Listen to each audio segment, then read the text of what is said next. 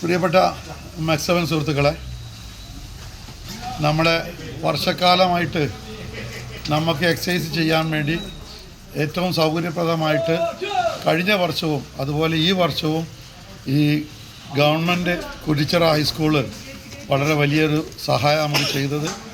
കാരണം ഈ സൗകര്യം കിട്ടിയില്ലായിരുന്നെങ്കിൽ ചിലപ്പോൾ നമ്മുടെ എക്സസൈസ് പ്രയത്നം നിന്ന് പോകേണ്ട സ്ഥിതിയിലേക്കായിരുന്നു.